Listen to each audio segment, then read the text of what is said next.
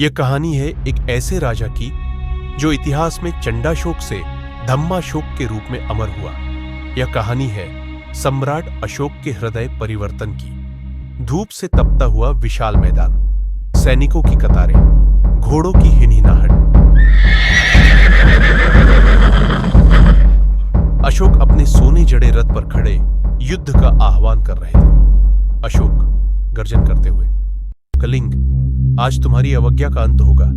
सम्राट अशोक की विजय अटल है। सैनिकों ने भाले उठाए, ढालें टकराई और रणभेरी गूंजी। युद्ध छिड़ गया, तलवारें चमकने लगी, धरती रक्त से भीगने लगी। कई दिनों तक चलता रहा भीषण संग्राम।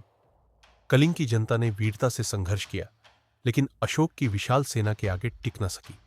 अंततः कलिंग पर अशोक की विजय हुई, लेकिन यह जीत विजय की नहीं, विनाश की गवाही दे रही थी। अशोक अपने रथ से उतरे। चारों ओर बिखरे शव, जलते हुए मकान, रक्त से भीगी धरती कराह रही थी। एक वृद्ध महिला का शव, उसकी गोद में बिलखता बच्चा।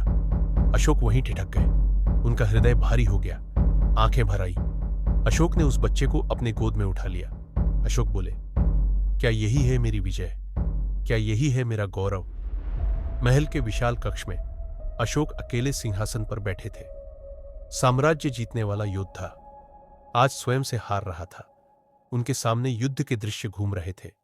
रोती महिलाएं, अनाथ बच्चे, जले हुए गांव। अशोक सोचते हुए, इतनी पीड़ा मेरे हाथों, क्या मैं सच में विजेता हूं या राक्षस? अशोक की आंखों से आंसू बहने लगे। अगली सुबह महल में एक साधारण बौद्ध भिक्षु आया, उपगुप्त। उनके चेहरे पर शांति थी, चाल में स्थिरता, आंखों में करुणा की गहराई।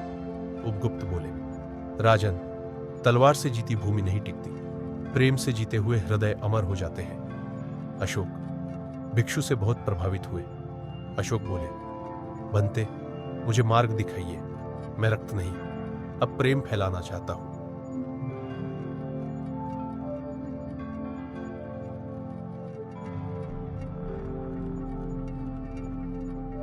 सम्राट अशोक ने बौद्ध धर्म को अपनाया। उन्होंने अपने राज्य में हिंसा पर रोक लगा दी। युद्ध के रथ को छोड़ वे शांति के संदेशवाहक बन गए। हर गांव, हर नगर में धर्म स्तंभ स्थापित होने लगे। कुएं खुदवाए गए, वृक्ष लगाए गए, अस्पताल बनवाए। सभी प्राणी मेरे पुत्र हैं, उनके दुख मेरे दुख है।